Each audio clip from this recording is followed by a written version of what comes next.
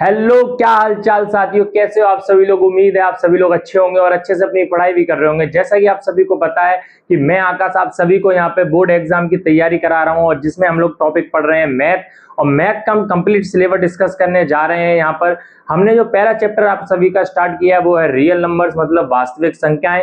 आप लोग 2027 में जो बोर्ड एग्जाम दोगे तो उसमें टॉप करने के लिए या फिर अच्छे नंबर प्राप्त करने के लिए हम लोग ये क्लासेस स्टार्ट कर रहे हैं। यूट्यूब पर बिल्कुल फ्री हैं और बिल्कुल बेसिक से हम लोग इन क्लास को कर रहे हैं। आपको बिल्कुल घबराना नहीं है, बिल्कुल स्लो स्लो एक स्टेप बाय स्टेप चलना है, एक एक चैप्टर कवर करते हुए चलना है, एक्सरसाइज भी लगानी है उसकी। ठीक है भाई। और बिल्कुल एनसीईआरटी बेस्ड है। आज की क्लास जो होने वाली है मैं आप सभी को बता दूं वो होने जा रही है रियल नंबर, जिसमें हम लोग करने जा रहे हैं एक्सरसाइज वो है 1.1। और इस वाली एक्सरसाइज को हम लोग पूरा कंप्लीट कर लेंगे, बिल्कुल कंप्लीट मतलब कंप्लीट। ठीक है भाई, कंप्लीट मतलब बिल्कुल कंप्लीट यहां पर करेंगे हम इसको। इससे पहले मैंने एक वीडियो और ली थी रियल नंबर्स की, मतलब वास्तविक संख्याओं की। उसमें मैंने क्या कराया था आपको, कॉन्सेप्ट कराया था। क्या कराया था भाई मैंने उसमें आपको, कॉन्सेप्ट कराया था। तो कृपया जाके उस वाली वीडियो को जरूर देख लो, क्योंकि इस वाली क्लास में आने से पहले उस वाली वीडियो को जरूर देख लो। अगर आपने वो वाली वीडियो नहीं देखी तो आज की क्लास में उस कॉन्सेप्ट से जो भी यहाँ पर क्वेश्चंस आएंगे उसमें समझने में आपको प्रॉब्लम आ सकती है। बाकी मैं कोशिश यही करूंगा पूरी पूरी कि आपको मैं ऐसे समझाऊं कि आपको उस वाली क्लास से कुछ रिलेट हो जाए, कुछ पता चल जाए। ठीक है भाई, तो बिल्कुल घबराना नहीं है, आराम से ही हम लोग यहाँ पर चलेंगे, एक एक क्वेश्चन को अच्छे से करेंगे, पूरे सारे क्वेश्चन करेंगे इस वाली एक्सरसाइज के। चलिए भाई, तो आज की क्लास को स्टार्ट करते हैं। अच्छा, जो भी बच्चे नए आए हुए हैं, जो हमारे चैनल पर अभी अभी नए आए हुए हैं, किसी के थ्रू आए हुए हैं, रेफर किया है किसी ने, तो प्लीज इस चैनल को सब्सक्राइब कर लो, क्योंकि यहाँ पर आपको सभी चीज मिलती है। और जो भी 12th क्लास वाले बच्चे हैं वो भी इस चैनल को सब्सक्राइब कर लो, हमारे साथ जुड़ जाइए। अभी मैं स्टार्टिंग में बता देता हूँ, इसकी पीडीएफ आपको हमारे टेलीग्राम ग्रुप पर मिल जाएगी, मैं आज ही डलवा दूंगा, ये याद रखना है। ठीक है भाई, चलिए क्वेश्चन आप सभी के सामने है और पहला क्वेश्चन इस एक्सरसाइज का क्या कह रहा है वो समझने की कोशिश करते हैं। तो पहला क्वेश्चन ये कह रहा है कि निम्नलिखित संख्याओं को, देखिए पहले आपको क्वेश्चन पढ़ना है, आपके एग्जाम में आएगा तो पहले आपको क्वेश्चन पढ़ना है, उसको समझना है, देन उसके बाद हमें यहाँ से सॉल्यूशन उसका करना है।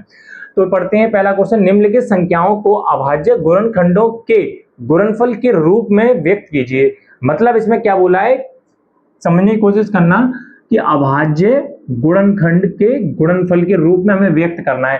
तो मैंने आपको अभाज्य चीज बताई थी, अभाज्य गुणनखंड क्या चीज होती है ये मैंने आपको बताया था। एक बार मैं फिर से बता देता हूं, तो मैं इधर लिखना भाई फटाफट से रिवीजन के लिए, जो बच्चे पहली वीडियो नहीं देखे कॉन्सेप्ट वाली। तो अभाज्य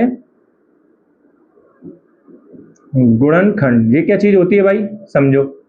अभाज्य गुणनखंड क्या चीज होती है समझो। देखिए कोई भी संख्या हो, पहले अभाज्य चीज समझो, अभाज्य संख्या क्या चीज है। तो अभाज्य संख्या की अगर मैं बात करूं तो क्या होती है, 2 होती है, 3 होती है, 5 होती है, क्या होती है भाई, 5 होती है, 7 होती है।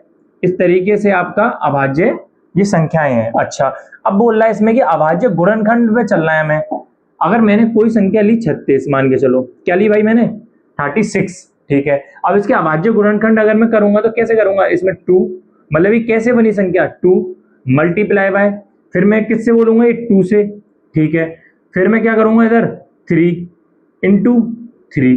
अब आप देख सकते हो कि अगर मैं इनका मल्टीप्लाई करूंगा तो मेरे पर क्या चीज आ जाएगी, मेरे पर 36 ही आ जाएगा। कैसे, देखिए ये 4 हो जाएगा और 4 3 12 हो जाएगा और 12 3 36 हो जाएगा।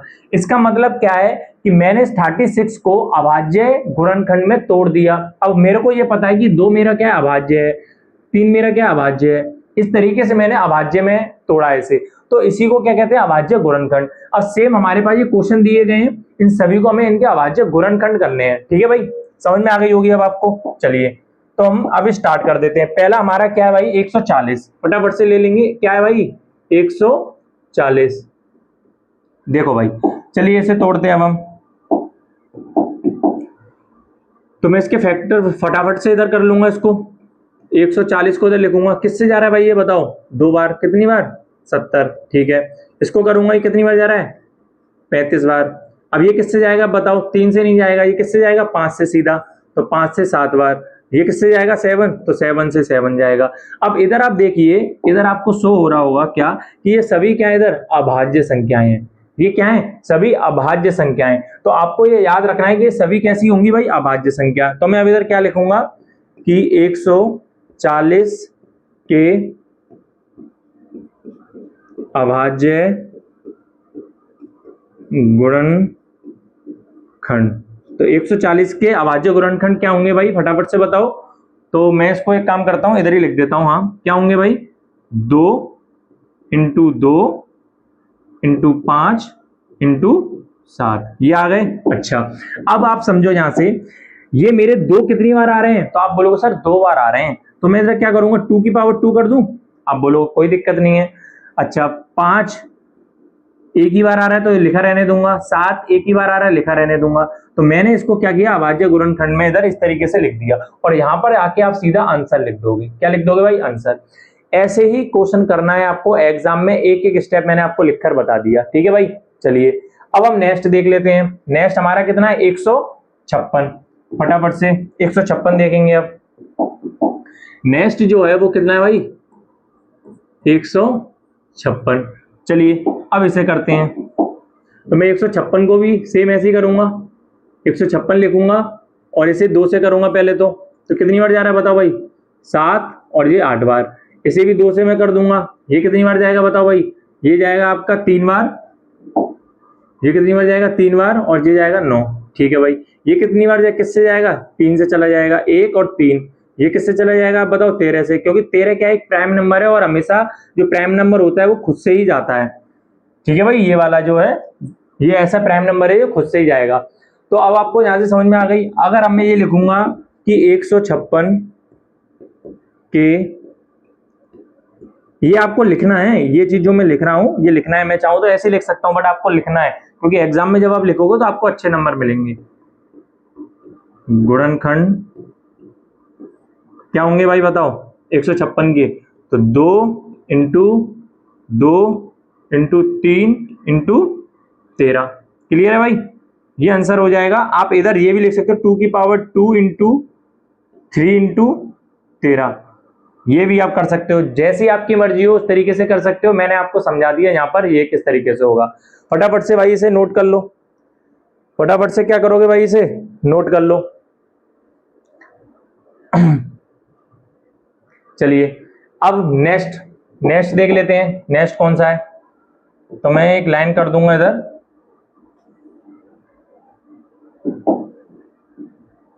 इसको इधर खिसका दूंगा।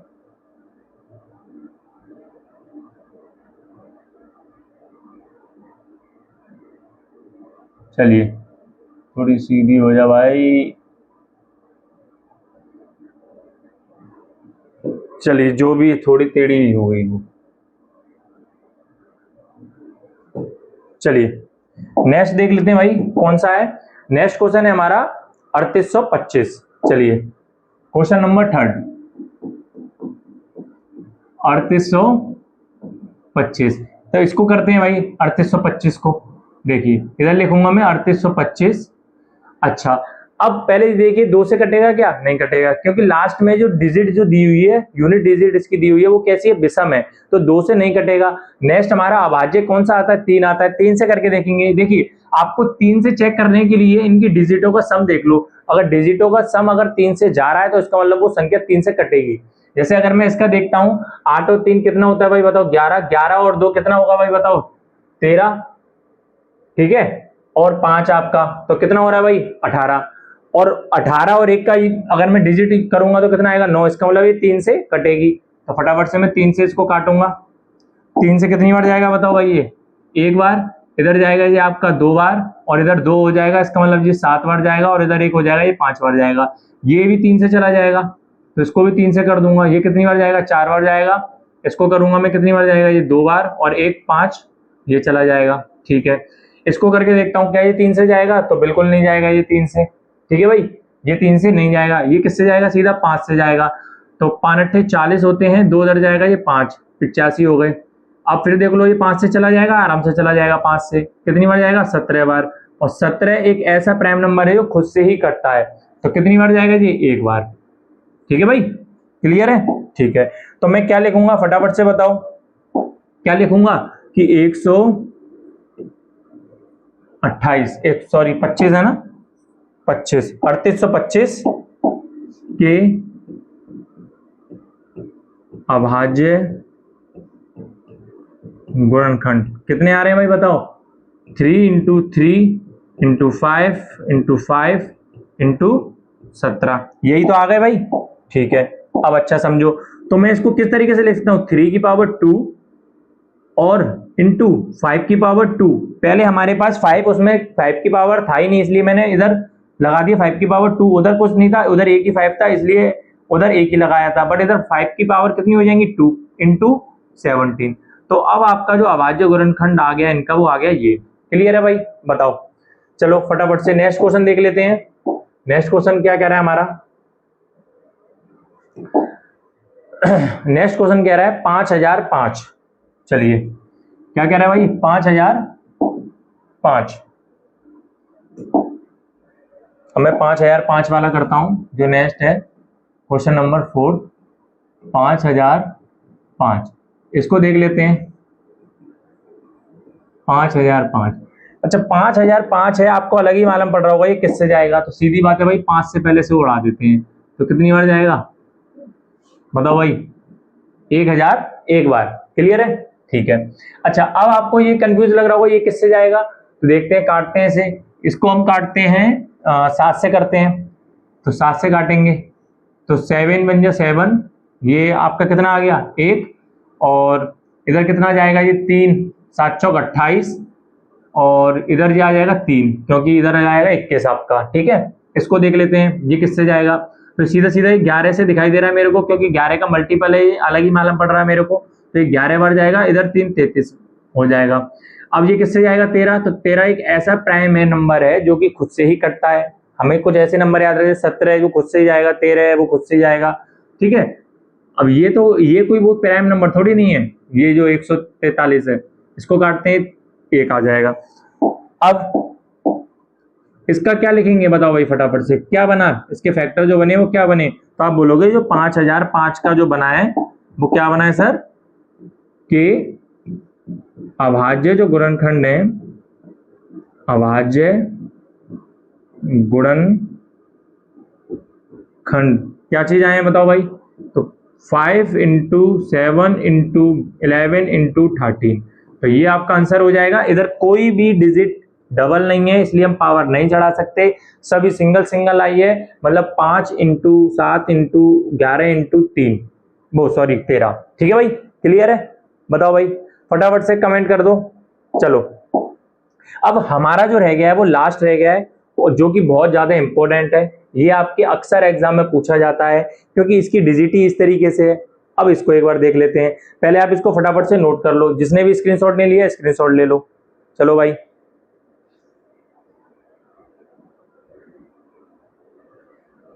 चलो, अब जो लास्ट बचा हुआ वो मैं देख लेता हूं। ठीक है, 29 यही है ना, एक बार फिर से देख ले रहा हूं, कुछ गलती ना हो। ठीक है, अब देखो भाई इसको समझो, ये जो नंबर है यूनिक किस लिए है, ये नंबर जो यूनिक है वो किस लिए है, क्योंकि इसका जो प्राइम फैक्टराइजेशन है वो बहुत ही अलग तरीके से होता है। फिर समझो, क्या ये 2 से कटेगा, आप बोलोगे नहीं कटेगा। क्या ये 3 से कटेगा, एक बार मैं देख लेता हूँ 3 से काटकर क्या ये कट रहा है या नहीं। ये 7 और 4 कितना होता है, 11 होता है भाई, और 11 और 9, 11 और 9 ना का 20, और ये 22 नहीं कटेगा भाई ये 3 से भी। ठीक है भाई, अच्छा 5 से तो कटेगा ही नहीं, 6 से भी नहीं कटेगा, तो ये एक ऐसा नंबर है जो कि बहुत बड़ी संख्या से ही कटेगा, प्राइम नंबर, जो कि आपकी क्या होगी बताओ, 11 से एक बार काट के देखो क्या, 11 से भी नहीं कटेगा, 17 से लग रहा है, 17 से काट के देखते हैं। चलो भाई 17 से काटते हैं, 17 एकम 17, 17 34, 17 51, 17 चौक 68, 17 पंजे 85, 17 चौक 68, ये आ गया भाई आपका। ठीक है भाई, तो इधर कितना जाएगा बताओ, इधर जाएगा 6। ठीक है भाई, इधर कितना जाएगा 6, 17 एकम 17, 17 34, 17 51, 17 चौक 68, 17 51, ये आ जाएगा। ठीक है, 17 51 मतलब ये 6, 17 चौक 68, ठीक है 51, तो ये कितना आ जाएगा आपका 9, 9 और 2 आपका कितना होगा बताओ 11, तो इधर ये 11 आ जाएगा, और ये कितनी बार जाएगा बताओ भाई फटाफट से, ये कितनी बार जाएगा, 119 बच रहा है ना इधर, हाँ, तो कितनी बार जाएगा बताओ भाई फटाफट से, तो आप बोलोगे सर ये जाएगा 7 बार। कितनी बार जाएगा भाई बताओ, 7 बार, तो मैंने ये 7 बार कर दिया। ठीक है, अब देखो क्या ये किसी से 17 से फिर कट रहा है, तो आप बोलोगे ये 17 से नहीं कट रहा है, कैसे, 17 दूनी 34 होते हैं, उधर बचेगा नहीं, 17 से नहीं कट रहा। उसके बाद फिर कौन सा आता है प्राइम नंबर आपका बताओ, तो आप बोलोगे 19 आता है। तो 19 से काट कर देखते हैं एक बार, 19 से काट कर देखते हैं फटाफट से। 19 से कम 19, 19 दूनी होते हैं हमारे 38, ठीक है भाई। अच्छा 19 दूनी 38 होते हैं, इधर कितना आ जाएगा 5, तो 19 तिया 57 होते हैं, तो ये 57, 19 तिया 57 मतलब 3 बार चला जाएगा। अब आपका क्या बचा 23, तो 23 जो प्राइम नंबर है वो खुद से ही चला जाएगा, ठीक है, तो 1 बचेगा। तो मेरे पास इधर क्या आ गया बताओ प्यारे बच्चों, इधर मेरे पास क्या आ गया, तो आप बोलोगे सर जो 7429 है उसके जो अभाज्य गुणनखंड है, जो अभाज्य गुणनखंड है वो क्या आ गए भाई बताओ, वो क्या आ गए बताओ भाई, 17 इंटू 19 इंटू 23, तो ये इसका आंसर हो जाएगा। अब आप देख सकते हो इधर किस क्या मतलब क्वेश्चन कैसे दिए, मतलब कैसा वो आंसर दिया उसका 17 इंटू 19 इंटू 23, तो इसीलिए ये वाला जो क्वेश्चन है आपका इंपोर्टेंट हो जाता है, ठीक है भाई, क्लियर है, समझ में आ गया। क्योंकि इसमें इस तरीके से ये, क्योंकि आप स्टार्टिंग में कोशिश करोगे आप 2 से काटोगे, 3 से काटोगे, 5 से काटोगे, 7 से काटोगे, पर वो कटेगा नहीं। वो कटी किससे रहा है, पहला जो है वो 17 से ही कट रहा है, क्लियर है भाई। बताओ यहां तक कि आपको बात समझ में आ गई। चलिए अब ये आपका सारा मैंने इसमें से करा दिया, एक एक क्वेश्चन हो गए भाई, ये वाला क्वेश्चन इंपॉर्टेंट है, आप इसे मार्क कर लेना अपनी कॉपी पे। चलिए अब नेक्स्ट क्वेश्चन की तरफ आगे बढ़ते हैं भाई। नेक्स्ट क्वेश्चन क्या कह रहा है, फटाफट से हम रीड करेंगे पहले तो इसे, फिर आगे देखते हैं क्या कह रहा है कि पूर्णांकों के निम्नलिखित युग्मों के एचसीएफ एंड एलसीएम ज्ञात कीजिए तथा उनकी जांच कीजिए कि वो दो संख्याओं का गुणनफल बराबर एचसीएफ इंटू एचसीएफ है, एचसीएफ इंटू एलसीएम है, ये चीज हमसे पूछी है। तो देखो भाई आपको याद होगा कि मैंने एक कॉन्सेप्ट लिखाया था, मैंने क्या किया था, एक कॉन्सेप्ट लिखाया था, वो कॉन्सेप्ट क्या है उसे समझने की कोशिश करना भाई। मैंने आपको लास्ट क्लास में ही बताया था कि किन्हीं दो संख्याओं, मैं इस तरीके से लिख देता हूं, दो संख्याओं का गुणनफल बराबर जो होगा, कोई भी दो संख्याएं हैं उनका गुणनफल बराबर होगा उन संख्याओं के एचसीएफ और एलसीएम के गुणनफल के। ये चीज मैंने आपको कॉन्सेप्ट लिखाया था, ये कॉन्सेप्ट मैंने आपको लिखाया था, और इसी से बेस्ड ये वाला क्वेश्चन है, इसी से बेस्ड ये वाला क्वेश्चन है। मतलब क्या है कि कोई भी हमारे पास दो संख्याएं हैं, मेरे को एक मालूम है ए है मेरे पास और एक संख्या बी है, इनका जो गुणा किया है मैंने, इनका मल्टीप्लिकेशन, इन्हीं दो संख्याओं के एचसीएफ, इन्हीं दो संख्याओं के एचसीएफ और इन्हीं दो संख्याओं के एलसीएम, इन्हीं दो संख्याओं के एलसीएम के बराबर होगा। ये क्वेश्चन हमसे इसको आने वाले इस वाले आगे वाले क्वेश्चन में वाला कॉन्सेप्ट हमसे पूछा है। फटाफट से जो भी लास्ट क्लास में नहीं आए वो इस वाले कॉन्सेप्ट को लिख लेंगे भाई, इस वाले कॉन्सेप्ट को लिख लेंगे। मतलब कोई भी मेरे पास दो संख्याएं दी हैं, उन दो संख्याओं का हमें गुणा करना है और उन दो संख्याओं का अगर हमें एचसीएफ दे रखा है तो उनका एलसीएम पूछा जाएगा, एलसीएम दे रखा है तो एचसीएफ पूछा जाएगा। इस तरीके के क्वेश्चन इस पे बेस्ड आते हैं। चलिए अच्छा, अब इसमें क्वेश्चन में क्या बोला है कि जो हमको पूर्णांक दिए गए हैं, मतलब ये 26 और 91 दिया गया है, इनका तो पहले हमें एचसीएफ और एलसीएम निकालना है और फिर उस वाले कॉन्सेप्ट के थ्रू हमें ये प्रूफ मतलब जांच करनी है कि वो इनके बराबर है या नहीं, इनके गुणनफल के बराबर है या नहीं। तो फटाफट से मैं इधर क्या लिखूंगा, इधर क्या लिखूंगा, पहला क्वेश्चन लूंगा 26 व 91, तो फटाफट से मैं इधर देखूंगा 26 को करूंगा 2 से जाएगा ये 13 बार, और मैं ये आपको करना है इस तरीके से आप करोगे तभी सही रहेगा, और ये 13 से चला जाएगा ये कितनी बार, एक बार। तो 13 के जो मेरे प्राइम फैक्टराइजेशन आ गए वो कितने आ गए, 2 इंटू 13। मैं इसको भी इधर कर देता हूं फटाफट से, 91 कितना आ जाएगा बताओ भाई, ये किससे जाएगा, तो आप बताओ भाई कितने से जाएगा, 13 सत्ते 91, तो 7 से चला जाएगा और ये 13, तो कितनी बार, एक बार, तो 13 सत्ते 91 होते हैं, ये चला जाएगा। अच्छा मैंने आपको एलसीएम और एचसीएफ दोनों लेना सिखाया हुआ है, अगर मैं इनका एचसीएफ पूछूं आपसे तो आप बताओ क्या चीज आएगी, तो आप बोलोगे सर दोनों में जो भी चीज कॉमन हो उसको हम एचसीएफ बोलते हैं। मेरे प्यारे बच्चों बताओ इसमें क्या चीज कॉमन है, तो आप बोलोगे 13 कॉमन है, तो 13 क्या हो जाएगा, इसका एचसीएफ हो जाएगा। ठीक है भाई, अब आप बोलोगे सर इसका एलसीएम कैसे निकालेंगे, तो मैं बता दूं आपको, जो एचसीएफ होता है वो तो आता ही आता है हमारा, बाकी का बचा हुआ ये बटेर इनको भी बीन लिया जाता है, तो ये बाकी की बची हुई चीज भी आ जाती है। ठीक है भाई। अच्छा, इनको मैं अगर इनका टोटल करके मतलब मल्टीप्लाई करके लिखूं तो आप सीधा सीधा इस तरीके से लिख देना 13 इंटू 14, या फिर मैं इस तरीके से लिख दूं, 13 दूनी 26, 13 दूनी 26 इंटू 7, मैं इस तरीके से भी लिख सकता हूं। अच्छा, इन दो संख्याओं का मैंने क्या निकाल दिया, एचसीएफ निकाल दिया और एलसीएम निकाल दिया। क्लियर है भाई? इन दो संख्याओं का मैंने क्या निकाल दिया, एलसीएम निकाल दिया और एचसीएफ निकाल दिया। अच्छा, अब मेरे को उस वाले कॉन्सेप्ट में लगाना है इधर, तो मेरे पे किन्हीं दो संख्याएं, मतलब वो दो संख्याएं दे रखी हैं, आप इस तरीके से लिखोगे इधर, पहले ये इस तरीके से लिखोगे, एचसीएफ जो है उन दोनों संख्याओं का उनके मल्टीप्लाई मतलब उनके एचसीएफ और एलसीएम के मल्टीप्लाई के बराबर होता है।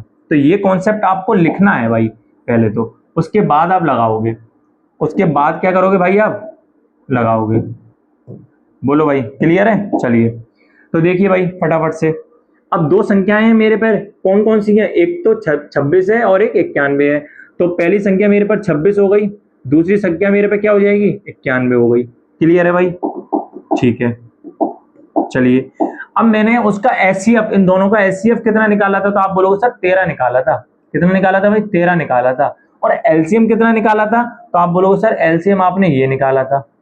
एलसीएम आपने कितना निकाला था, या तो मैं सीधे सीधे मल्टीप्लाई कर लेता हूं, ये कितना आ जाएगा आप बताओ, 42 और तो ये आ जाएगा आपका 182। कितना आ जाएगा? 182।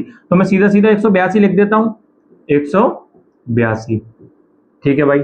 अच्छा, अब आप बोलोगे सर क्या ये और ये बराबर है या नहीं, तो फटाफट से मल्टीप्लाई कर दो भाई, मल्टीप्लाई कर दो। अब देखो मल्टीप्लाई करने पर कितना आ रहा है ये 26 आपका इधर 6 आ जाएगा, ठीक है, और ये आएगा आपका 6, तो ये 2366 आ जाएगा। ठीक है भाई, कितना आ रहा है? 2366। 13 दूनी 26, ये आ जाएगा, तो 2 हासिल लगेगी, और इधर आ जाएगा 2, ये आपका 6, और ये आ जाएगा आपका 13 मतलब 23। ठीक है, तो आपका इधर आप देख सकते हो कि दोनों का मल्टीप्लाई करने पर ये दोनों संख्याएं आपस में क्या हो गई, बराबर हो गई। इसका मतलब मैं ये कह सकता हूं कि ये दोनों जो संख्याएं हैं इनको मैंने जांच कर देखा, तो मैंने पाया कि इनका जो एचसीएफ है इनटू और एलसीएम इनका बराबर आ रहा है। मतलब इनका एचसीएफ और एलसीएम का जो मल्टीप्लाई करके वो ये दोनों संख्याओं का मल्टीप्लाई करके उनके बराबर आ रहा है। क्लियर है भाई? बताओ, क्लियर है भाई? फटाफट से बताओ भाई। चलो, तो 2366 बराबर 2366 अगर मेरा आ गया तो मैं ये समझ गया कि इनका ये आंसर हो गया। बताओ भाई, क्लियर है? चलिए, अब ऐसे ही आपको अब नेक्स्ट क्वेश्चन की तरफ चलना है। तो नेक्स्ट क्वेश्चन कौन सा है? वो ये वाला है। फटाफट से हम इसको भी करते हैं अभी, पहले आप इसका स्क्रीनशॉट ले लो या नोट कर लो। क्वेश्चन हमारा क्या है? 510 और 192। 510 और 192। चलिए, तो 510 और क्या है हमारे पास भाई? 192। 192 या 92 था, ये और देख लूं मैं, 92 था, अभी गलत हो जाता, 92। चलिए, ये क्वेश्चन नंबर हमारा कौन सा है भाई, बताओ? सेकंड। तो चलो भाई फटाफट से इसे कहते हैं, सेम करना है, कोई भी रॉकेट साइंस नहीं है। इसको हम तोड़ेंगे पहले तो 510 को, फटाफट से 2 से चला जाएगा, हमारा सीधा सीधा आ रहा है, 2 से चला जाएगा, कितनी बार जाएगा आप बताओ भाई? 25 और ये 2 सॉरी 5, कितना? 5। ठीक है, ये कितने से जाएगा आप बताओ भाई? 1, 3 से चला जाएगा आराम से, 3 से चला जाएगा, ये कितनी बार? 8 या 24, और इधर एक 5, ये कितने से जाएगा भाई बताओ? 5 से जाएगा, तो 17 बार जाएगा। ये 17 से चला जाएगा, कितनी बार? 1 बार। तो मेरे पर जो इसके फैक्टर आ गए वो कितने आ गए बताओ? 510 के 2 इंटू 3 इंटू 5 इंटू 17। क्लियर है भाई? ठीक है, सेम मैं इसका निकाल लूंगा 92 का, इसको करूंगा मैं, फिर 2 से करूंगा इसको मैं, ये कितनी बार जा रहा है आप बताओ भाई? ये जाएगा आपका 4 और 1 6। इसको करूंगा मैं, ये कितनी बार जाएगा? 23 बार जाएगा, और 23 का जो निकलेगा वो 23 से ही चला जाएगा। तो मैं इसका क्या कर सकता हूँ? 92 का जो आएगा 2 इंटू 23, यहां से मैं इसका क्या कर सकता हूं 2 की पावर 2 इंटू 23। क्लियर है भाई, क्लियर है, इतना क्लियर होगा। मैं आशा करता हूं आप सभी को यहां तक तो कहानी समझ में आ गई होगी। अब देखो, अब मैं क्या करूंगा कि वही सेम फॉर्मूला लगाऊंगा। मैं फॉर्मूला क्या कहता है मेरा, वो ये कहता है कि इन दो संख्याओं का गुणनफल उन दो संख्याओं के एचसीएफ और एलसीएम के गुणनफल के बराबर होगा। तो ये हमारा कॉन्सेप्ट है इधर, ठीक है भाई, ये हमारा क्या है कॉन्सेप्ट है। अब इस कॉन्सेप्ट के आधार पर ही मैं क्या करूंगा, इनका मल्टीप्लाई करूंगा। दोनों संख्याएं क्या है मेरे पर, पहली संख्या तो मेरे को क्या दी हुई है बताओ भाई, इसको मैं थोड़ा और ऊपर कर लूं, इसको साइड में कर देता हूं, एक काम करता हूं मैं इधर, और इसको मैं कर देता हूं थोड़ा ऊपर। चलिए, अब मैं पहली संख्या मेरे को क्या है 510 इंटू 92 ये है, बराबर इनका एलसीएम तो अभी तो मैंने वो तो निकाला ही नहीं है इनका, तो फटाफट से मैं वो तो निकालना भूल ही गया, इनका एलसीएम और एचसीएफ। चलिए, तो मैं पहले यहां से इनका एचसीएफ निकालूंगा। एचसीएफ क्या निकलेगा, दोनों में क्या चीज कॉमन आ रही है बताओ भाई फटाफट से। तो आप बोलोगे सर दोनों में कॉमन क्या आ रहा है, तो आप बोलोगे सीधा सीधा सर 2 ही आ रहा है कॉमन। तो कॉमन क्या आ रहा है भाई, 2 आ रहा है, इधर 2 है और इधर भी 2 है एक, तो 2 कॉमन आ रहा है, इसका एचसीएफ हो जाएगा। एलसीएम की बात करूंगा मैं, तो एलसीएम क्या आ रहा है, ये 2 तो लेंगे ही हम, बाकी चटर मटर भी बटोर लेंगे। तो क्या है भाई इधर, ये 3 इंटू 5 इंटू 17 इंटू इधर 23 इंटू इधर 23, और एक 2 और बचा इधर, इसको भी ले लेंगे। तो मैं 2 की पावर इधर ये कर दूंगा, कोई दिक्कत नहीं है इधर भाई, बताओ कोई दिक्कत नहीं। चलिए, अब इतना अगर आपको समझ में आ गया, तो अब मैं सीधा सीधा इनका पहले मल्टीप्लाई कर दूं, जितना हो रहा है उतना कर देते हैं। 4 तिया 12 और 12 पंजे 60 होते हैं, तो ये कितना आ जाएगा 60 इंटू 17 इंटू 23, ठीक है भाई। अच्छा, अब मैं ये वाला फॉर्मूला लगाऊंगा। अब ये मैं फॉर्मूला लगा सकता हूं, तो फटाफट से मैं इस फॉर्मूले को लगाऊंगा। दोनों मैं पहले लिखूंगा, दोनों संख्या क्या है मेरे पर 510 इंटू 92, उनका एचसीएफ कितना है, तो आप बोलोगे एचसीएफ 2 है। एलसीएम कितना है, तो एलसीएम आप पूरा ये लिख दोगे 60 इंटू 17 इंटू 23, बस। अब अगर आपको क्या करना है, इनका मल्टीप्लाई करना है और इनका मल्टीप्लाई करना है। ये दोनों मल्टीप्लाई अगर सेम आ गए तो आप समझ जाना हमने हमारा क्वेश्चन जो किया वो बिल्कुल सही किया है। तो फटाफट से, थोड़ा टाइम लगेगा बट हम मल्टीप्लाई करके जरूर देखेंगे। 510 का 92 में करूंगा मैं, देखो इधर करके आपको बता देता हूं। 510 का अगर मैं 92 में करूंगा तो देखिए किस तरीके से होगा। मैं क्या करता हूं, इसको 90 कर लेता हूं। मैं क्या कर लेता हूं भाई, क्या कर लेता हूं 90 प्लस 2, इस तरीके से कर लेता हूं मैं। इसका इसमें मल्टीप्लाई करूंगा तो कितना आ जाएगा बताओ, ये आ जाएगा 0.45, मतलब ये हो जाएगा, ठीक है भाई। एक 0 ये वाला भी आ जाएगा, ये हो जाएगा, क्लियर है, ठीक है। इसका मैं इसमें करूंगा मल्टीप्लाई तो कितना आ जाएगा आप बताओ, ये आ जाएगा हमारा कितना 0, ये आ जाएगा 0, ये हो जाएगा 2 और ये हो जाएगा 10 हमारा, क्लियर है भाई, ठीक है। मैं इनको ऐड कर लूंगा, ऐड करके ये 0 आएगा, 2 आएगा, 9 आएगा, 6 आएगा, 4 आएगा, मतलब मेरे पे 96,920 आ गया। क्या आ गया 96,920। तो मैंने इनका मल्टीप्लाई किया तो मेरे पे क्या आ गया भाई 96,920, क्या आ गया भाई 96,920। अब फटाफट से मैं इनका करके और देख लूंगा, मतलब 60 का अगर मैं 2 में करूंगा तो 120 हो जाएगा, 120 हो जाएगा। मेरे पे बचा क्या, मेरे पे बताओ भाई 17 इंटू 23, कितना बचा 17 इंटू 23, तो 17 कम 17, 17 दूनी होते हैं 34, मतलब ये आ जाएगा आपका, और 3 और ये 17, 17 और 3 कितने हो जाएंगे 20, मतलब ये हो जाएगा आपका, क्लियर है। फटाफट मैं करके देख रहा हूँ, आप लोगों को भी प्रैक्टिस आपकी इसलिए बढ़ेगी, तब आप कर देखोगे। इसको मैं क्या करता हूँ भाई, मैं लिख देता हूँ इसे 20 इंटू क्या लिखूंगा 20 प्लस सॉरी 3, तो मैं इसका पहले इसका कर लेता हूँ, ये दोगुना कर लूंगा मैं सीधे 4080 हो जाएगा जी, और एक 0 तो लग ही जाएगा, ये 4080 में करके इसका इसमें करूंगा तो ये कितना आ जाएगा, ये 0 आएगा, ये 4 3 12 आएगा, हासिल 1 लगेगी और ये 0 हो जाएगा, एक इधर लगेगा। इसके बाद में इसमें इसका करूंगा, ये 6 आ जाएगा, तो ये आ जाएगा मेरे पे कितना 46,920, तो ये भी मेरा 46,920 आ रहा है, कितना आ रहा है 46,920। तो आप इधर देख सकते हो, ये मैंने जो रफ कार्य किया है इसको मैं हटाने के बाद आप क्लियर देख सकते हो कि 510 और 92 का मल्टीप्लाई करके 46,920 आ रहा है, और इनका मल्टीप्लाई करके भी मेरे पे यही सेम चीज आ रही है। तो मैं ये कह सकता हूं कि इन दोनों संख्याओं का जो गुणनफल है, इन दोनों संख्याओं के एचसीएफ और इन दोनों संख्याओं के एलसीएम के गुणनफल के बराबर होगा। क्लियर है भाई, जांच करके भी देख लिया। बताओ भाई यहां तक की कहानी आपके समझ में आई या नहीं? बताओ भाई, ये आ गई, क्लियर हो गई? ठीक है, अब फटाफट से हम एक लास्ट क्वेश्चन और करेंगे इसमें से, मतलब एक क्वेश्चन और करेंगे, बाकी के फिर मैं आपको दो होमवर्क के लिए दूंगा, 2 होमवर्क के लिए दूंगा। ये इसमें किस तरीके से आ गया ये 34 29, पता नहीं, जैसे भी आया इसको काट देते हैं, हो सकता है कुछ मिसप्रिंट हुआ हो। बट अब हम एक और क्वेश्चन और कर लेते हैं। ये 2 बार हो गए, हाँ यार मिसप्रिंट तो हुआ है, चलो कोई नहीं, इसको और करके देखते हैं फटाफट से, या तो फिर बचे ही क्या, फिर तो ये मैं होमवर्क के लिए दे देता हूँ। होमवर्क के लिए ये वाला क्वेश्चन दे रहा हूं मैं आपको। भाई कहानी समझ में तो आ गई होगी किस तरीके से करने हैं। ये मिसप्रिंट हुआ है, मुझे नहीं पता और क्वेश्चन कौन कौन से हैं, मेरे पास फिलहाल बुक भी नहीं है जो मैं देखकर बता पाऊं, पर कोई नहीं, आपको कॉन्सेप्ट समझ में आ गया, कॉन्सेप्ट समझ में आ गया, सेम वैसे ही करना और कुछ नहीं करना है भाई। क्लियर है भाई? ठीक है, चलो नेक्स्ट क्वेश्चन की तरफ आगे बढ़ते हैं और नेक्स्ट क्वेश्चन देखते हैं कि आपका क्या कह रहा है, समझने की कोशिश करना। नेक्स्ट क्वेश्चन क्या कह रहा है?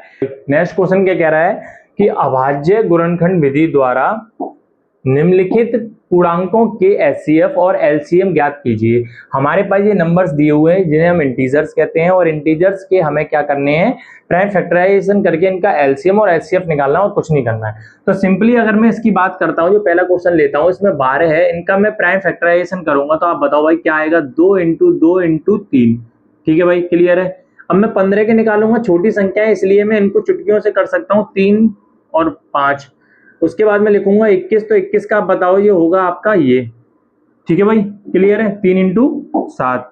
अच्छा, अब इनका मेरे को क्या निकालना है, एचसीएफ निकालना है। एचसीएफ होता है हमारा हाईएस्ट कॉमन फैक्टर, मतलब मैं इन तीनों में से हाईएस्ट देखूंगा, कॉमन देखूंगा, फैक्टर देखूंगा। कॉमन सर मेरे को नजर आ गया है, फटाफट से ये होता है, तो कॉमन में जो लिखूंगा वही हमारा एचसीएफ होता है, यही हमारा एचसीएफ हो जाएगा। एचसीएफ की फिर से डेफिनेशन समझो, हाईएस्ट कॉमन फैक्टर मतलब इन संख्याओं का फैक्टर होना चाहिए, कॉमन होना चाहिए और हाईएस्ट होना चाहिए। तो एक ही नंबर दिखाई दे रहा है आपको, क्लियर है? अब मैं इनकी बात करूंगा, इनका एलसीएम की, इनकी किसकी बात करूंगा, एलसीएम की। तो एलसीएम के लिए मेरे को एचसीएफ तो सीधा सीधा रखना पड़ता है, बाकी चटर मटर मेरे को बटोरनी पड़ती है। तो 2 × 2 × 5 × 7 ये हो जाएगा। बताओ भाई, ये हो जाएगा, क्लियर है? चलिए अब मेरे को क्या करना है, इनका मल्टीप्लाई करना है बस, और कुछ नहीं करना। 6 दूनी 12, 12 पंजे 60 और ये आ जाएगा आपका 42, तो मतलब 220। 220 मेरे पर क्या आ गया बताओ भाई, एचसीएफ आ गया। 220 मेरे पर क्या आ गया, एचसीएफ आ गया।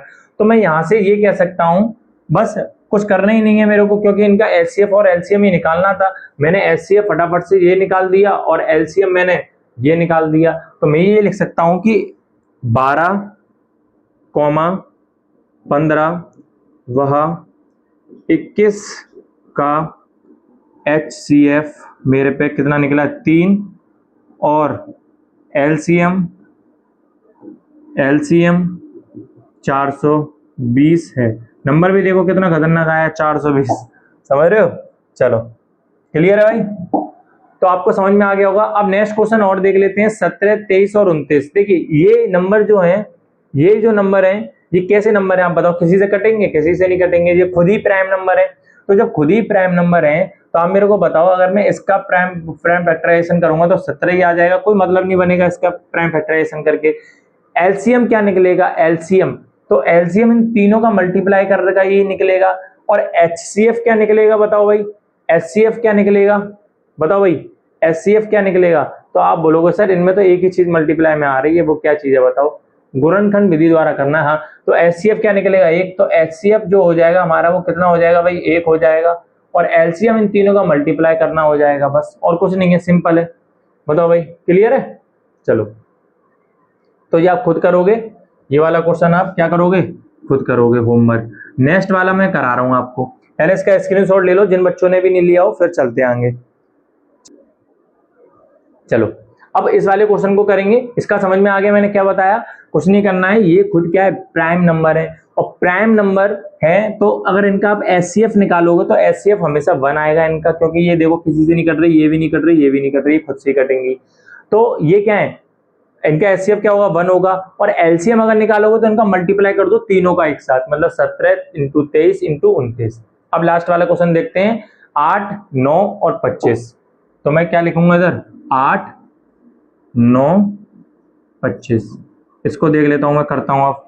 चलो भाई इसको करते हैं। देखो 8 का करूंगा तो मैं 8 को बताओ किस तरीके से तोड़ूंगा, 2 इंटू 2 इंटू 2, ठीक है। अच्छा इसको करूंगा मैं क्या करूंगा बताओ, 3 इंटू 3। इसको करूंगा तो क्या करूंगा बताओ, आप बताओ भाई, 5 इंटू 5। भाई ये बढ़िया है। इधर से HCF क्या निकलेगा बताओ भाई, और LCM क्या निकलेगा बताओ भाई, क्या निकलेगा। कुछ चीज कॉमन दिख रही है आपको, नहीं दिख रही? तो एक चीज कॉमन है ना, एक मल्टीप्लाई में इनके, एक चीज कॉमन है मल्टीप्लाई में, हमेशा इनके क्या है, 1 है। इनकी मल्टीप्लाई में क्या है भाई, 1 है। तो 1 क्या आ जाएगा इनका, HCF आ जाएगा।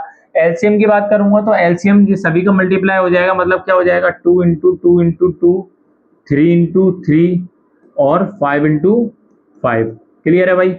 तो अब मैं इनका मल्टीप्लाई करूंगा, ये कितना आ जाएगा, 8 आ जाएगा, ये 9 आ जाएगा, ये 25 आ जाएगा, मतलब ये 8 हो जाएगा, ये 9 हो जाएगा, ये 25 हो जाएगा। ठीक है भाई। अच्छा ये क्या हो जाएगा, 8 नाम 72 इंटू 25, 25 दूनी 50 होते हैं, ये 0 5 ये चढ़ जाएगी भाई इस पे, और 25 सत्ते 25 चिंग 150 होते हैं, और 175 मतलब 180, यही आएगा क्या, 1800 ही आना चाहिए वैसे तो। एक बार मल्टीप्लाई करके देख लेते हैं, 25 5 सत्ते 35 और 3 और 7 दूनी 14, 14 और 15 16 17, ठीक है, ये 0 आ गया, 2 मतलब 50, हाँ ठीक है, 1800 ही होगा। कितना होगा भाई बताओ, 1800। क्लियर है। चलो तो इनका मैंने HCF और LCM दोनों निकाल दिया है। आप सभी को पता है कि ये देखो, मैंने जब इसका मैंने फैक्टर किया तो मेरे पे 2 इंटू 2 इंटू 2 आ रहा था, इसका किया तो ये आ रहा था, इसका किया तो ये आ रहा था, मेरे को कुछ भी कॉमन नहीं मिल रहा है, इसलिए एक ही चीज कॉमन दिखाई दी मेरे को, एक तो HCF हो जाएगा। LCM मैंने को इनको मल्टीप्लाई कर लिया, मैंने सारी चीजों का मल्टीप्लाई करके मैंने ये लिख दिया, और मेरे पे क्या आ गया, 1800। क्लियर है भाई, बोलो भाई, यहां तक ये समझ में आ गए होंगे। तो मैंने अब ये वाला क्वेश्चन भी करा दिया, ये वाला आप होमवर्क से कर लेना, मैंने आपको बता भी दिया वैसे तो किस तरीके से होगा। नेक्स्ट फटाफट चलते हैं और देखते हैं क्वेश्चन क्या कह रहा है कि HCF जो हमें दिया गया है वो क्या दिया गया है, 9। जो HCF हमको दिया गया है वो क्या दिया गया है, 9। 9 जो दिया गया है वो इन दो संख्याओं का दे रखा है, इन दो संख्याओं का दे रखा है, ठीक है। और LCM इन दो संख्याओं का पूछा है हमसे, सेम वही चीज है, कॉन्सेप्ट मैंने अभी आपको बताया था, एक याद होगा। ऑप्शन हमारे पास है, बताओ क्या होगा, देखो यही तो कॉन्सेप्ट है, बताओ भाई। ये चीज हमको अब क्वेश्चन में लगानी है, बस और कुछ नहीं है, यही चीज हमको क्वेश्चन में लगानी है।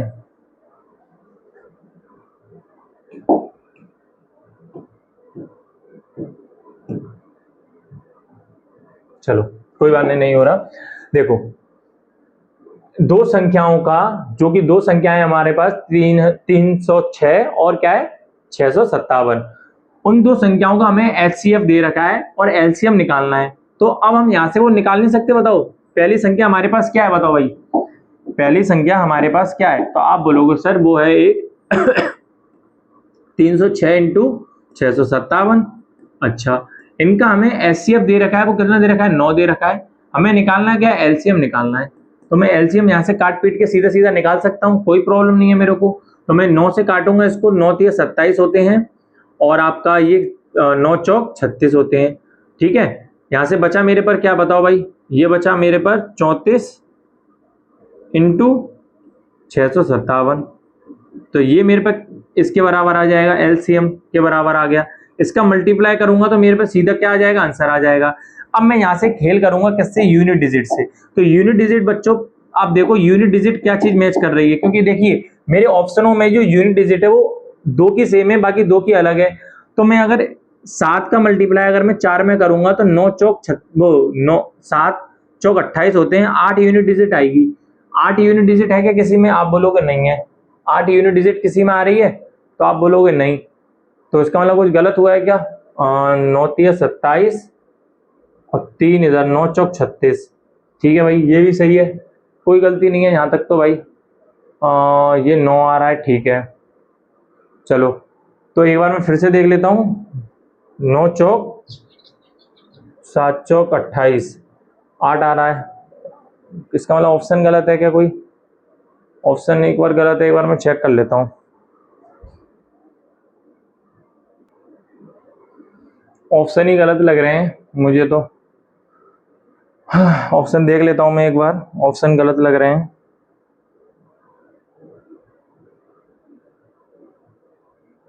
हाँ, ऑप्शन गलत है। ये ऑप्शन शायद वैसे इधर कुछ और डलना चाहिए। चलो कोई नहीं, मैं पांचवा ऑप्शन डाल देता हूँ, 22, 23 और 8।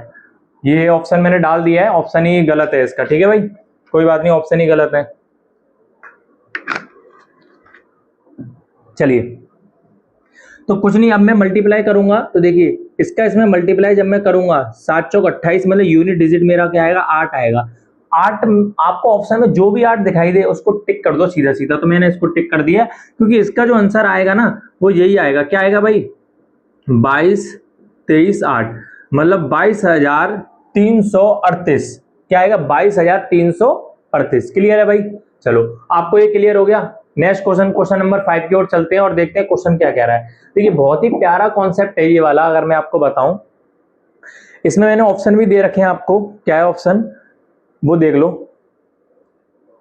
चलिए, कि पहले क्वेश्चन पढ़ते हैं कि जांच कीजिए कि क्या किसी प्राकृतिक संख्या आप सभी को पता है जो हमें मिली हुई है, जैसे 1, 2, 3, 4 डॉट डॉट डॉट के लिए संख्या 6 की पावर n अंक 0 पर समाप्त हो सकती है।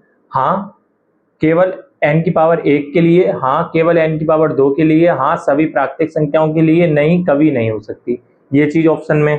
ठीक है, आपको पता होगी कि आपके जो बुक में क्वेश्चन है उसमें ऑप्शन नहीं दे रखे, इसलिए ऑप्शन डाले गए हैं। हमारे इस वाले क्वेश्चन में भी ऑप्शन डाले गए हैं और इस वाले क्वेश्चन में भी ऑप्शन डाल दिए गए हैं, जिससे कि आपको चीजें समझ में आए। अब देखो, समझने की कोशिश करना। ये कह रहा है कि n की पावर 6, वो 6 की पावर n, 6 की पावर जो n है, क्या जो n है मेरा, जो n है ये क्या है मेरे पर? प्राकृतिक संख्याएं हैं। ये क्या है? प्राकृतिक संख्याओं को डिनोट कर रही है। अब आप सभी को पता है जो प्राकृतिक संख्याएं होती हैं वो क्या होती हैं? 1 होती है, 2 होती है, 3 होती है, 4 होती है, डॉट डॉट होती है। ठीक है भाई, ऐसे आगे चलता जाता है। अब यहां से समझने की कोशिश करना मेरे प्यारे बच्चों, कि ये कह रहा है कि n की वो 6 की पावर n अंक 0 पर समाप्त हो सकती है। इसका मतलब क्या है कि अगर मैं 6 की पावर n की जगह अगर मैं प्राकृतिक संख्याओं से 1 रखता हूं तो क्या ये 0 के बराबर आया? आप बोलोगे नहीं आया। मैं 6 की पावर अगर 2 रखता हूं और मैं इसका स्क्वायर करता हूं तो 36 आएगा। क्या ये 0 पर समाप्त हो रहा है? आप बोलोगे नहीं हो रहा है। मैं 6 की पावर अगर मैं तीसरा रखता हूं, 3 रखता हूं, अगर मैं इसको करता हूं तो ये कितना आएगा मेरे पे? 216 आएगा। क्या ये 0 पर समाप्त हो रहा है? आप बोलोगे नहीं हो रहा। तो ऐसे ही अगर आप आगे बढ़ते जाते हो और 4 पावर करते हो, आप देखते हो क्या ये 0 पर समाप्त हो रहा है? नहीं होगा। क्यों? क्योंकि अगर मैंने इसको इस तरीके से लिख दिया 6 की पावर 2 इंटू 6 की पावर 2, और मैं इधर लिखूंगा 6 की पावर 2 क्या होता है? 36 इंटू 36। तो आप इधर देखना 6 से 6 का मल्टीप्लाई करूंगा तो मेरे पे क्या आएगा? यूनिट डिजिट में 6 आएगा। इसका मतलब ये भी 0 से समाप्त नहीं हो रहा। तो अब इसका मतलब क्या है? क्या ये 0 पे समाप्त होगा या नहीं? तो आपको यहाँ पे कॉन्सेप्ट ये समझ में आ गया कि 6 की पावर जो n है वो अंक 0 पर समाप्त नहीं होगा। तो इसका जो आंसर हो जाएगा वो क्या हो जाएगा? ऑप्शन नंबर डी, मतलब 4th। ठीक है भाई, बट अब हम इसे एग्जाम में कैसे लिखेंगे उसको समझने की कोशिश करना। मैं यहां तक इसको काट देता हूं, यहां तक ही लिखना आप। ठीक है भाई, इसको मैं इधर लिख देता हूं। मैंने ट्राई किया कि 6 की पावर 1 में अगर मैं देख रहा हूं तो 6 आ रहा है, 6 की पावर 2 देख रहा हूं तो मैं ये कितना आ रहा है? 36 आ रहा है। 6 की पावर अगर मैं 3 देख रहा हूं तो ये कितना आ रहा है? 216 आ रहा है। ऐसे में 6 की पावर 4 देख रहा हूं तो यूनिट डिजिट में जो है मेरे पे 6 ही आ रहा है। यूनिट डिजिट में मेरे पे 6 ही आ रहा है, जो कि 0 पे समाप्त नहीं हो रहा। बट क्वेश्चन क्या कह रहा है? क्या ये 0 पे समाप्त हो सकती है? तो आप बताइए। तो नहीं हो सकता, हमें ये पता चल गई। अब हम इसे लिखेंगे कैसे? देखिए, देखना, 6 की पावर n, 6 की पावर n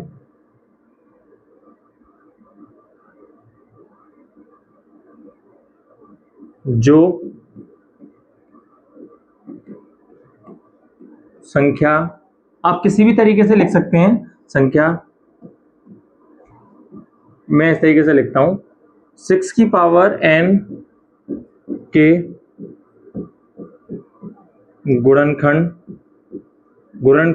अब इसका गुणनखंड कैसे समझो? 6 की पावर n, इसको मैं क्या लिख सकता हूं? 2 इंटू 3 की पावर n, क्या मैं इसको ये लिख सकता हूं? आप बोलोगे बिल्कुल लिख सकते हो।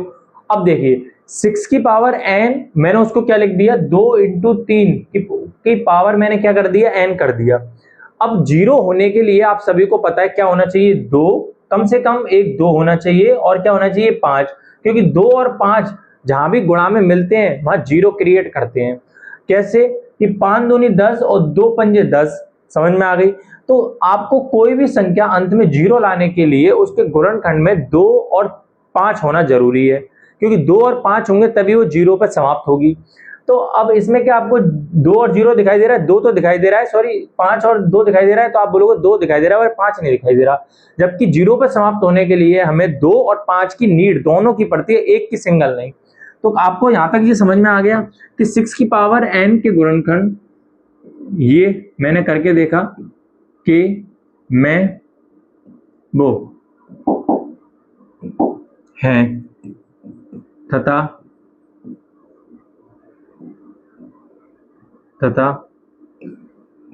6 की पावर n को 0 पर समाप्त होने के लिए उसके गुणनखंड में 2 व 5 का होना आवश्यक है, जो कि नहीं है। अतः 6 की पावर n 0 पर समाप्त नहीं हो सकती है। अब मैंने इस तरीके से लिख दिया, आपकी मर्जी है, आप किसी और तरीके से लिखना चाहते हैं आप इस तरीके से भी लिख सकते हैं। मैं अगर आपको बताऊं कि 6 के अभाज्य गुणनखंड में 2 और 3 है, 6 के अभाज्य गुणनखंड में आपको सबको पता है कि क्या है, 2 और 3 है, समझ में आ गई। तो इसीलिए ये 0 पे समाप्त नहीं होगी।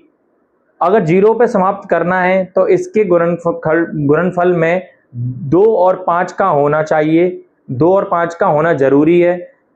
अतः किसी भी संख्या को 0 पर समाप्त होने के लिए 2 और 5 का होना आवश्यक है। अतः 6 की पावर n 0 पर समाप्त नहीं होगी, बस और कुछ नहीं करना है आपको। सिंपल इसी तरीके से आपको लैंग्वेज लिख देनी है और इससे ज्यादा कुछ नहीं करना है। क्लियर है भाई, बताओ क्लियर है, ये वाला कॉन्सेप्ट आपको समझ में आ गया, बताओ। तो ये ऑप्शंस नहीं होंगे सारे, जो है आपका ऑप्शन नंबर डी मतलब 4th होगा। नेक्स्ट क्वेश्चन की तरफ चलते हैं फटाफट से, क्लास को और आगे बढ़ा लेते हैं। देखते हैं कि व्याख्या कीजिए कि 7 इंटू 11 इंटू 13 प्लस 13 और 7 into 6 into 5 into 4 into 3 into 2 into 1 plus 5 अभाज्य संख्याएं क्यों है। अब इसको समझने की कोशिश करना। अभाज्य संख्याओं की जब बात आती है तो मैंने आपको पहले भी बता रखा है कि जो अभाज्य संख्याएं होती हैं ये क्या होती हैं, ये स्वयं से तो जाती ही जाती हैं, एक से भी जाती हैं और अन्य संख्याओं से भी जाती हैं, अन्य किसी और संख्या से कटती हैं। अगर ऐसा आता है, मैं ये कह सकता हूं कि अभाज्य जो संख्या होती है उसके दो से अधिक गुणनखंड होते हैं, 2 से अधिक गुणनखंड होते हैं। जैसे एग्जांपल के तौर पर अगर मैंने 26 लिया, 26 के अगर मैं फैक्टर करूंगा तो आप बोलोगे ये 2 से भी जा रहा है, ठीक है भाई 2 से जा रहा है, और इसका कितना है, इससे भी जा रहा है, और 1 से भी जाएगा, और ये 36 से भी जाएगा। तो इसके इतने सारे हैं, इसलिए ये संख्या मैं क्या कह सकता हूं, भाज्य संख्या। क्या कह सकता हूं भाई, भाज्य संख्या। अब यहां से समझने की कोशिश करना, मैंने लिया आपका 7 इंटू 11 इंटू 13 प्लस 13। मैं इसको सॉल्व करूंगा और देखूंगा इसमें से क्या चीज कॉमन आ रही है, बताओ। मेरे पे यहाँ पे 2 टर्म है, क्या 2 टर्म है। पहली टर्म में मेरे पे क्या है, एक ये है, और एक ये है। मैं यहाँ से 13 को कॉमन लूंगा और बचेगा क्या मेरे पर, ये बचेगा। क्या बचेगा भाई मेरे पर, ये बचेगा, प्लस लगा दिया मैंने। मैं इसको लिखूंगा 13, इसका इसमें 77, 77 और एक क्या हो जाएगा मेरे पास 78। तो मैं ये लिख दूंगा मेरे पे क्या आ जाएगा 13 इंटू 78, ये आ गया मेरे पर। आप बताओ ये संख्या मेरे पर क्या ऐसी आई है कि ये सिर्फ भाज्य है? तो आप बोलोगे सिर्फ ये सॉरी मतलब अभाज्य है, तो आप बोलोगे अभाज्य तो है ही नहीं। क्यों? क्योंकि इसका देखिए ये किस किस से कटेगी, 2 से भी कट जाएगी, किससे 13 से भी कट जाएगी, 78 से भी कट जाएगी, और भी कितनी संख्याओं से कट जाएगी, 6 से भी कट जाएगी। क्या होगी ये 6 से भी भाग हो जाएगी। तो ये संख्या क्या होगी भाई बताओ, ये संख्या जो होगी वो क्या होगी, ये संख्या होगी हमारी भाज्य संख्या। क्या होगी, ये भाज्य संख्या। तो मैं लिखूंगा यह है संख्या स्वयं से एक से वह अन्य संख्याओं से विभाजित है अतः इसीलिए यह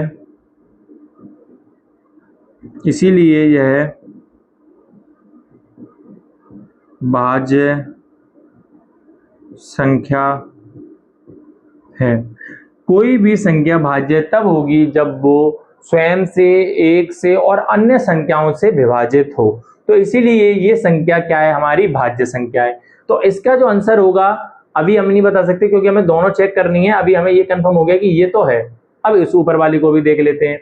तो मैं इस ऊपर वाली को भी इधर ही करके बता देता हूं, इस ऊपर वाली को भी मैं इधर ही कर देता हूं। ठीक है भाई, कोई दिक्कत तो नहीं है। चलिए देखिए ये हमारे पास 7 into 6 into 5 into 4 into 3 into 2 into 1 plus 5, यही तो है।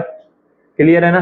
5 में कॉमन लूंगा, बचेगा क्या मेरे पास 7 into 6 into 4 into 3 into 2 into 1 plus 1, ये बचेगा मेरे पे। आप इनका मल्टीप्लाई कर दो या इतना ही छोड़ दो, कोई दिक्कत नहीं है। मेरी बात समझने की कोशिश करना। आप इसमें डिवाइड जब दोगे, अगर 5 से दोगे, देखिए 5 से जा रहा है क्योंकि 5 इसके मल्टीपल में, एक समझ में आ गया 5 से जा रहा है। क्या जी 1 से चला जाएगा? आप बोलोगे सीधा सीधा सर 1 से तो जाएगा ही जाएगा। और ये 100% किसी और संख्या से भी कटेगा क्योंकि इनका मल्टीप्लाई करके जो भी आएगा वो उसमें डिवाइड भी होगी। तो मैं ये कह सकता हूं कि यह संख्या जो है वो क्या है कि स्वयं से, एक से और अन्य संख्याओं से विभाजित है, अतः इसीलिए यह संख्या क्या है, भाज्य संख्या है। तो ये जो संख्या दी गई है हमारे पास, ये संख्या क्या है, भाज्य, क्या है भाई, भाज्य संख्या है। आप सीधी सीधी ये वाली लैंग्वेज लिखना जो नीचे मैंने लिखी हुई है, ये लैंग्वेज लिखनी है आपको दोनों तरफ। ये पूरी ये दोनों लैंग्वेज लिखनी है, इस वाले के लिए भी और इस वाले के लिए भी। अब फटाफट से आप मेरे को ये बताओ सर ऑप्शन कौन सा लगाएं, ये दोनों संख्या भाज्य हैं, केवल पहला भाज्य है, केवल दूसरा भाज्य है, या कोई भी भाज्य नहीं है? तो सीधा सीधा ये दोनों भाज्य संख्याएं हैं। Option number A is the right answer हो जाएगा। बताओ भाई, समझ में आ गया। अब नेक्स्ट क्वेश्चन की तरफ चलते हैं, और नेक्स्ट क्वेश्चन जो है आपका वो आज की क्लास का लास्ट क्वेश्चन है, और इसको बड़ी प्रेम से समझना भाई, इसको बड़ी प्रेम से समझना। देखिए पहले क्वेश्चन पढ़ते हैं और इस क्लास को बस एंड करते हैं ये वाला क्वेश्चन पढ़ने के बाद फटाफट से। देखिए किसी खेल के मैदान के चारों ओर एक वृत्ताकार पथ है। वृत्ताकार पथ का मतलब समझ में आ रही है आपको क्या है, मैं किसकी बात कर रहा हूं? एक वृत्ताकार पथ है, ठीक है भाई। अच्छा, वृत्ताकार पथ होता है गोल सर्कल एक तरीके से, जिसपे रेस लगाते हैं जो भी जीडी वगैरह की तैयारी वगैरह करते हैं बच्चे, आर्मी वगैरह की, वो गोल से ही पथ होता है जिसकी तैयारी करते हैं। इस दौरान मतलब इस मैदान का एक चक्कर लगाने में सोनिया को 18 मिनट लगते हैं। दो कैंडिडेट हैं इसमें, एक तो सोनिया है आपकी, उसको कितने मिनट लग रहे हैं, 18 मिनट लग रहे हैं। जबकि इसी मैदान का एक चक्कर लगाने में रवि को कितने मिनट लगते हैं भाई, 12 मिनट लगते हैं। मान लीजिए वे एक ही स्थान पर एक ही समय पर, क्या बोल रहा है भाई, एक ही समय पर चलना प्रारंभ करके एक ही दिशा में चलते हैं, मतलब एक ही तरफ से भागते हैं, दोनों जने आस पड़ोस में खड़े होकर एक ही तरफ से भागना स्टार्ट करते हैं फटाफट से, ठीक है, एक ही समय पर, ठीक है, एक ही दिशा में चल रहे हैं, भाग रहे हैं। कितने समय बाद पुनः प्रारंभिक स्थान पर मिलेंगे। इसमें ये पूछा है कि वो कितने समय बाद पुनः उसी स्थान पर दोबारा दोनों मिलेंगे, जबकि वो एक चक्कर जो सोनिया है वो 18 मिनट में लगा रही है और ये 12 मिनट में लगा रहा है रवि। अब समझने की कोशिश करना, मैं क्या कहना चाह रहा हूं। मैं लेता हूं एक गोल सर्कल जिसका मैंने आपसे चर्चा करी है।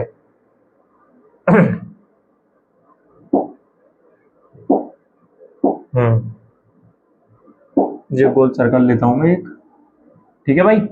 अच्छा, ये मैंने लिख दिया था सोनिया और एक हो गया हमारा क्या, रवि। एक क्या हो गया हमारा, रवि। ये दोनों भाई इधर दोनों एक ही दिशा में चक्कर लगा रहे हैं, और सोनिया क्या करती है, एक राउंड घूमती है फटाफट से और एक चक्कर लगाती है, इसको लगते हैं 12 मिनट, ठीक है भाई। रवि क्या करता है, एक राउंड घूमता है, वो आता है 18 मिनट में, रवि को लगता है 18 मिनट। समझने की कोशिश करना, पहले क्वेश्चन क्या समझा रहा हूं। अब क्या करा, सोनिया ने एक राउंड लगाया 12 मिनट लगे, 2 राउंड लगाया 24 मिनट लगे, फिर एक राउंड लगाया 36 मिनट लगे। अब आती है रवि की बारी, मतलब दोनों साथ ही भाग रहे हैं, मैं दोनों को एक ही करके बता रहा हूँ। रवि भी एक राउंड लगाया 18 मिनट, फिर दूसरे में लगाया 36 मिनट।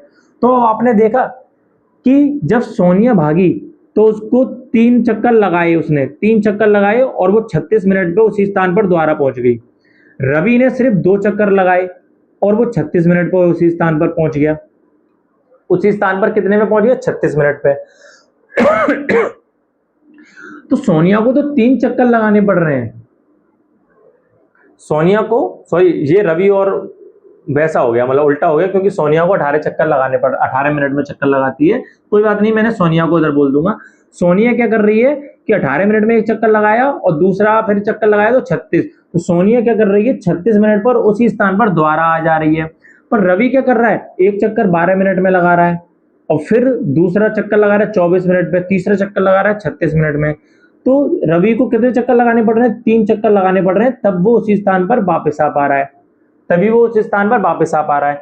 मतलब समझो मैं क्या कहना चाह रहा हूं कि मेरे को क्या करना है, इनका एलसीएम निकालना है। क्या निकालना है भाई, एलसीएम निकालना है। तभी तो ये दोनों 36 मिनट बाद दोबारा उसी स्थान पर मिलेंगे जिस स्थान से इन्होंने शुरू किया था जाना, जिस स्थान से इन्होंने दौड़ शुरू करी थी। मेरा क्वेश्चन क्या कह रहा है वो समझो कि कितने समय बाद वे पुनः प्रारंभिक स्थान पर मिलेंगे। तो ये तो 2-3 राउंड लगाकर मिलेगा 36 मिनट बाद उसी स्थान पर, और ये 2 मिनट बाद, मतलब 2 राउंड लगाकर 36 मिनट बाद उसी स्थान पर मिलेगी। तो मेरे को इसका आंसर तो ये पता चल गया कि क्या है, 36 है। क्या है भाई, 36 है। तो ऑप्शन जो है मेरा पहला राइट आंसर हो जाएगा। तो आप ये लगा लो, बस हम सिर्फ एग्जाम में कैसा करेंगे, तो एग्जाम में कैसा करेंगे वो समझने की कोशिश करना। मैं इधर लिखूंगा सॉल्यूशन क्या है इसका, वो आप लिखो इधर फटाफट से कि सोनिया को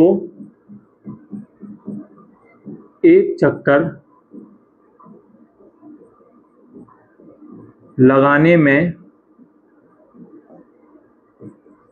लगा समय 18 मिनट।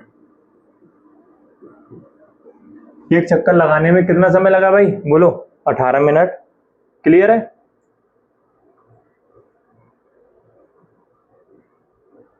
अठारह मिनट लगे हैं। मैं इधर लिखूंगा फिर रवि को एक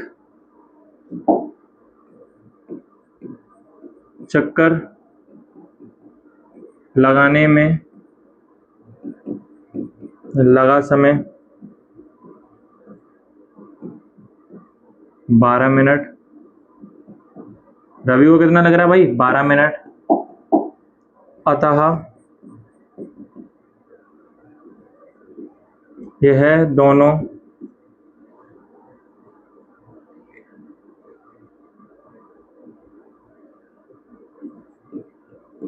पुनः उसी स्थान पर मिलेंगे। तो वो कब मिलेंगे, जब आप इनका क्या निकालोगे भाई, HCF, मतलब 12 और 18 का आपको क्या निकालना पड़ेगा, सॉरी LCM। क्या निकालना पड़ेगा भाई, LCM। तो आप इन दोनों का LCM जब निकालोगे, और LCM आप सभी को पता है कैसे निकालते हैं, मेरे को बताने की जरूरत नहीं है। तो जब 12 और 18 का जब आप एलसीएम निकालोगे तो कितना आएगा भाई बताओ, 36। तो 36 मिनट बाद ये दोनों उस पुनः स्थान पर वापस मिलेंगे जहां से इनने दौड़ शुरू करी थी। क्लियर है भाई, बोलो क्लियर है मैं क्या कहना चाह रहा हूं, बताओ भाई। यहां तक आपको समझ में आ गया कि मैंने क्या कह दिया आपसे, बताओ भाई। कि दोनों वह एक ही स्थान पर मिलने का जो उनका समय होगा वो क्या होगा, इन दोनों का एलसीएम 12 और 18 का क्या होगा भाई, एलसीएम होगा। ठीक है भाई, तो इसका जो राइट आंसर होगा वो option number A is right answer होगा। क्लियर है, मतलब ऑप्शन नंबर फर्स्ट। आपको इसी तरीके से लिखना है, उनके मिलने उसी स्थान पर मिलने का समय जो होगा वो क्या होगा, 36 मिनट। इसका जो आंसर होगा क्या होगा, 36 मिनट। बताओ भाई, क्लियर है। चलो, तो आज की क्लास आपकी यहीं तक ही, क्योंकि इतने ही आपके क्वेश्चन है आपकी पहली एक्सरसाइज में। पहली एक्सरसाइज में आपके इतने ही क्वेश्चन है। ये मैंने पहला क्वेश्चन कराया, दूसरा सारे इसमें मैंने क्वेश्चन करा दिए, उसके बाद दूसरा क्वेश्चन कराया, दूसरे क्वेश्चन के बाद ये तीसरा, इसी तरीके से मैंने आपके छठवां और सातवां ये सारे क्वेश्चन करा दिए मैंने आपके। क्लियर हो गया होगा, बताओ भाई। तो आशा करता हूं आज की वीडियो आपको बहुत अच्छी लगी होगी, एक एक कॉन्सेप्ट सीखा है। वीडियो थोड़ी लंबी हो गई है पर कोई बात नहीं, आपको प्यार से समझाना, तभी आपको वो दिमाग में कॉन्सेप्ट जब आपके जाएगा तभी आपको अच्छे से समझ में आएगा। ठीक है भाई, तो तैयारी अच्छे से करते रहिए, और जिसने भी लास्ट तक वीडियो देखी है उस सभी का धन्यवाद। ऐसे ही हमारे साथ अपना प्यार बनाए रखिए। और मैं आपको एक चीज और बता दूं, हमारे दो चैनल हैं। एक एकेडमिक है जो कि 9th to 12th देखता है बच्चों को, और एक कॉम्पिटिटिव एग्जाम वाला है। एक कॉम्पिटिटिव एग्जाम वाला है जिसमें एसएससी, पुलिस, क्या नाम है, रेलवे, इन चीजों की तैयारी उस पर कराई जाती है। तो आपके जो भी बड़े भाई बहन वगैरह हो जो तैयारी करते हैं, उन्हें इस वाले चैनल से जोड़ लीजिए फटाफट से। और अगर आप लोग भी जुड़ना चाहते हैं, जैसा कि आपने उस चैनल पर प्यार दिखाया, मैं चाहता हूं आप इस वाले चैनल पे भी प्यार दिखाइए, क्योंकि हम लोग काफी ग्रो कर रहे हैं पर उतनी स्पीड से ग्रो नहीं कर पा रहे हैं। आप लोगों का प्यार चाहिए, तो मैं आपसे ये उम्मीद यही करूंगा कि आप ज्यादा से ज्यादा इस चैनल को, इस वीडियो को शेयर कीजिए। ठीक है भाई, कभी कहते नहीं है बट कोशिश यही करते हैं कि आप लोग प्यार अपना बना के रखते हैं, हमारे साथ जुड़ते हैं। तो आपके जो बड़े भाई बहन वगैरह हैं वो इस वाले चैनल से जुड़ सकते हैं, अपनी तैयारी शुरू कर सकते हैं, क्योंकि यहाँ पर भी मैं आपके लिए मैथ के जो मतलब सीनियर हैं आपके, उनके लिए मैं वीडियोस लाता रहता हूँ। ठीक है भाई, तो मिलते हैं नेक्स्ट क्लास में। आप सभी का धन्यवाद, इसी तरीके से हमारे साथ जुड़े रहिए।